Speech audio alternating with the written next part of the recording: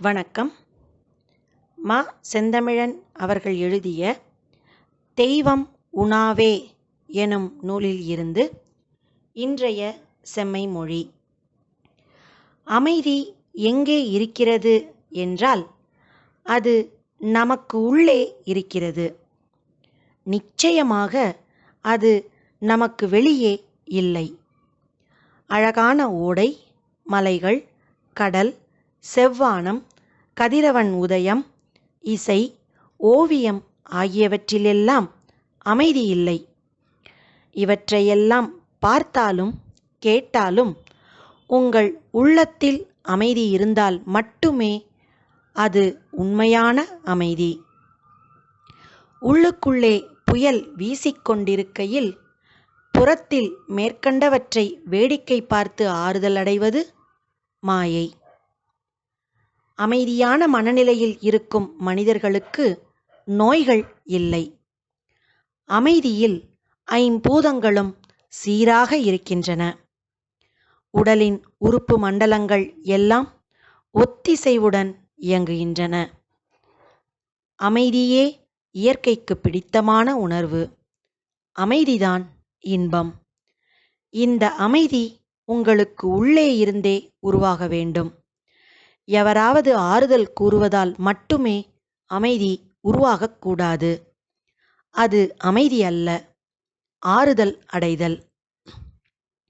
ஆறுதல் அடைதலும் உணர்ச்சிதான். ஆகவே அதுவும் தற்காலிகமானதுதான். எதுவெல்லாம் வெளியே இருந்து வருகிறதோ அதுவெல்லாம் தற்காலிகமானது. எதுவெல்லாம் உள்ளே உருவாகிறதோ அதுவெல்லாம் நிலையானது. பற்று அறுத்தல் அமைதிக்கான வழி என்பதையும், அதுவே நல்ல உடல்நிலையில் வாழும் தகுதி என்பதையும் இப்போது உங்களால் புரிந்து கொள்ள முடிகிறதல்லவா?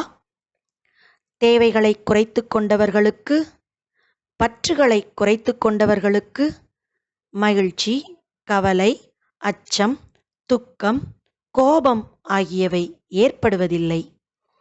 அவர்கள் எதற்காக இந்த உணர்ச்சிகளுக்கெல்லாம் ஆட்படப் போகிறார்கள்? என்ன தேவை உள்ளது அவர்களுக்கு? விளைவாக அவர்கள் அகத்தில் அமைதி நிலையாக குடியேறுகிறது. எந்நேரமும் அவர்களால் இன்பமாக வாழ முடிகிறது. இன்பம் வேறு, மகிழ்ச்சி வேறு. இரண்டையும் குழப்பிக்கொள்ள வேண்டாம். இன்பம் என்பது உணர்வு, மகிழ்ச்சி ஓர் உணர்ச்சி. இன்பம் உள்ளிருந்து உருவாவது, மகிழ்ச்சி புறக்காரணிகளால் தோன்றுவது. இன்பமே நமது இலக்காக இருக்க வேண்டும் என நான் எண்ணுவதுண்டு. புறக்காரணிகளின் தாக்கமே இல்லாமல் இன்பமாக இருப்பதுதான் உன்னதமானது. இன்பமாக இருக்கத்தான் நாம் பிறந்துள்ளோமே தவிர துன்பத்தில் உழல அல்ல. நன்றி.